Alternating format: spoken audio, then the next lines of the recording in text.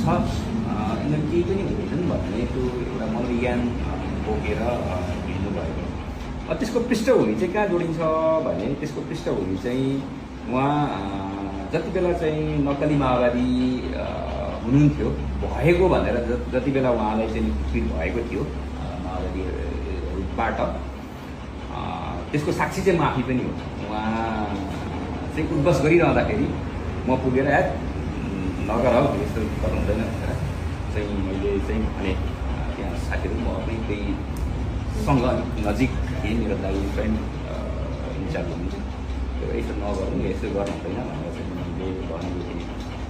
उहाँले चाहिँ मलाई चिनेको पत्रकारको रूपमा चाहिँ चिन्नु भएको।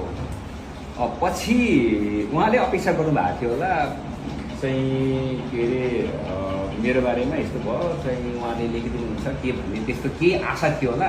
अब जसरी चाहिँ मतलब नेगेटिभली प्रस्तुत हुनुपर्ने भन्ने उहाँको आशा थियो होला, त्यस्तो थिएन होइन। अब उहाँलाई त्यति बेला माओवादी उद्घोष गराएको हो। अब मभन्दा अगाडि कुटेको पनि थियो होला के थियो त्यो म थाहा छैन, तर म पुग्दा चाहिँ उहाँलाई कुटपिट मतलब उद्घोष गरिरहनु भएको थियो। मैले नै उसलाई चाहिँ यस्तो गर्नु हुँदैन भनेर चाहिँ गरेको थिएँ। पछि चाहिँ उहाँलाई त्यो इगोको रूपमा अब रहिरह्यो। उहाँले जहिले पनि पत्रकार हेर्दाखेरि जनक ऋषि राईलाई चाहिँ हेर्ने भयो। त्यही कारणले अब एउटा मेरो दाइ त्यति बेला तत्कालीन अवस्थामा यहाँको इन्चार्ज हुनुहुन्थ्यो, अनि पत्रकारको रूपमा मलाई चाहिँ चिनिरहनु भएको त्यो हिसाबले नै होला। ठ्याक्कै संजोग पनि कस्तो पऱ्यो नि, उहाँ पनि ठ्याक्क चाहिँ निर्वाचित भएर आउनुभयो, म पनि उहाँभन्दा अलिकति अगाडि निर्वाचित भएर चाहिँ आएँ। अनि उहाँले हेर्ने दृष्टिकोण सायद त्यहीँबाट त्यो गलत भएको हुनसक्छ कि।